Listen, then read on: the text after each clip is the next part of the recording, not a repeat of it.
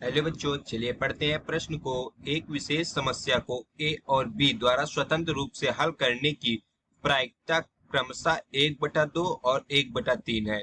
यदि दोनों स्वतंत्र रूप से समस्या हल करने का प्रयास करते हैं तो प्रायिकता ज्ञात कीजिए। बच्चों, स्थितियां दी हैं। पहली स्थिति है समस्या हल हो जाती है तथा दूसरी स्थिति है उनमें से तथता कोई एक समस्या हल कर लेता है।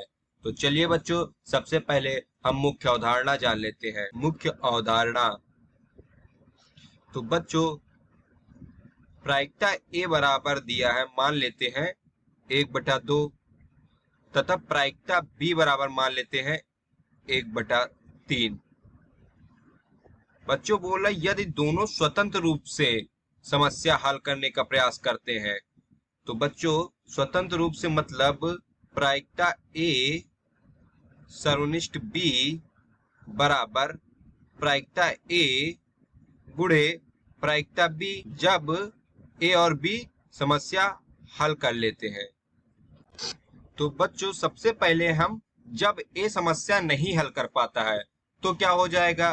तो प्रायिकता ए बार बराबर हो जाएगा 1 माइनस प्रायिकता ए, यानी निकल आएगा 1 माइनस 1/2, यानी 1/2 जब ए समस्या नहीं हल कर पाता।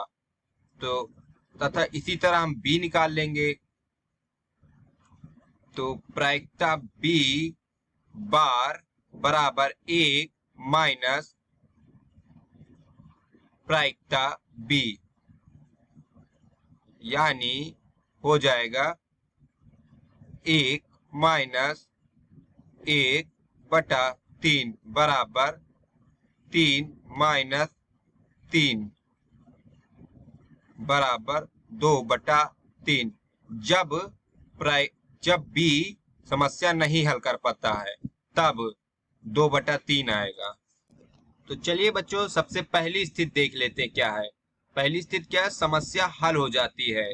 यानी बच्चों, पहली स्थिति हम हल करते हैं तो हो जाएगा प्रायिकता समस्या हल हो जाती है बराबर 1 माइनस प्रायिकता समस्या नहीं हल होती है। बच्चों, इसे हम क्या लिख सकते हैं, बराबर 1 माइनस प्रायिकता ए समस्या नहीं हल कर पाता तो हो जाएगा ए बार, सर्वनिष्ठ बी समस्या नहीं हल कर पाता तो हो जाएगा बी बार, यानी हो जाएगा बराबर 1 माइनस, हम जानते हैं चूंकि प्रायिकता ए बार सर्वनिष्ठ बी बार बराबर होता है प्रायिकता ए बार गुणे प्रायिकता बी बार। तो ये हो जाएगा 1 माइनस प्रायिकता ए बार गुणे प्रायिकता बी बार। तो बराबर 1 माइनस प्रायिकता ए बार का मान दिया हुआ है 1/2 गुणे प्रायिकता बी का मान दिया हुआ है 2/3। 2 से 2 कट जाएंगे तो हो जाएगा बराबर 1 माइनस 1/3, यानी 3 लासा मिल जाएगा, ऊपर हो जाएगा 3 माइनस 1 बराबर 2/3। तो बच्चों, पहली स्थिति में समस्या हल हो जाती है, प्रायिकता आ जाएगा 2/3। पहली स्थिति का उत्तर हो जाएगा 2/3। अब बच्चों, दूसरी स्थिति देख लेते हैं क्या कह रहा। उनमें से तथ्यता कोई एक समस्या हल कर लेता है। तो बच्चों, चलिए दूसरी स्थिति हल करते हैं। तो बच्चों, हो जाएगा प्रायिकता, मान लेते हैं ए नहीं कर पा रहा हल, तो हो जाएगा ए बार, सर्वनिष्ठ बी कर ले रहा है हल तो हो जाएगा बी। फिर प्रायिकता ए कर ले रहा है, सर्वनिष्ठ बी नहीं कर पा रहा हल तो हो जाएगा बी बार।